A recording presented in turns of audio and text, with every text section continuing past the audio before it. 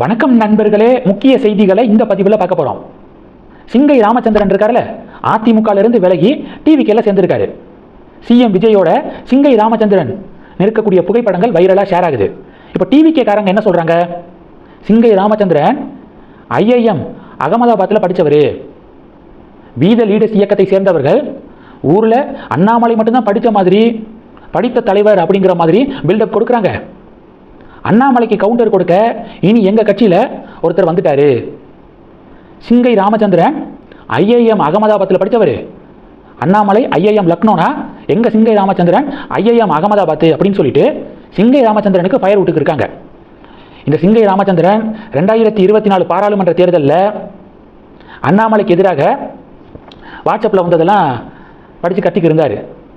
அவசரப்பட்டு வார்த்தைகளை விடுறாங்க தாவேகா காரங்க.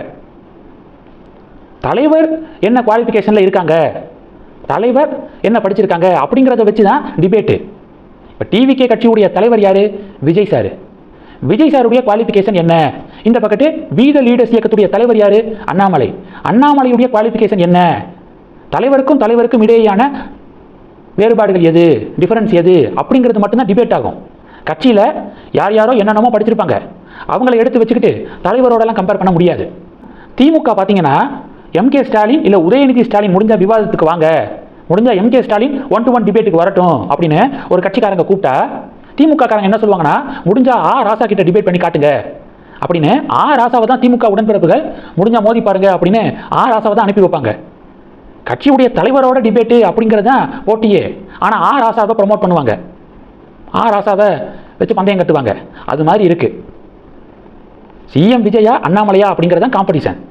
சம்பந்தமே இல்லாமல் டிவிகேல சேர்ந்த ஒருத்தரை முன்னிறுத்தி இனிமேல் இவர் பார்த்துக்குவார் எல்லாம் அப்படின்னு சொல்கிறது வேடிக்கையாக இருக்குது.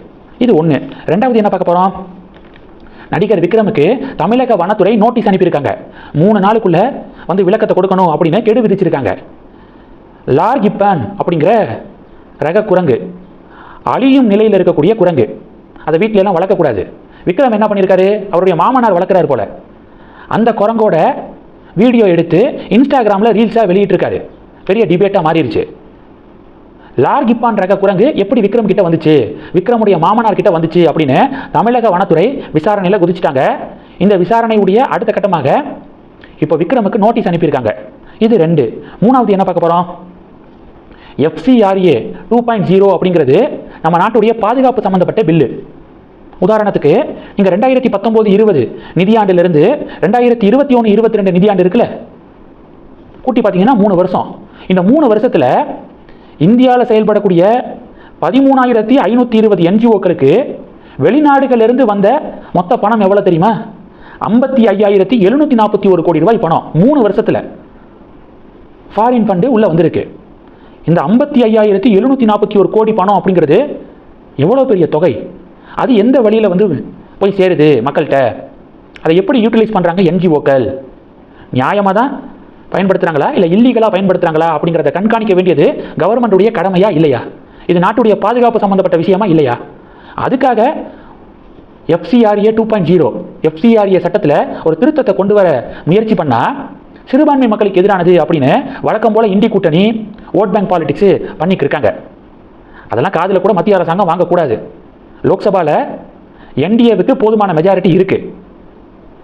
லோக்சபாவில் பில்லை இன்ட்ரடியூஸ் பண்ணி ஓட்டெடுப்பை நடத்தி முடிச்சிருக்கணும், பில்லை பாஸ் பண்ணியிருக்கணும்.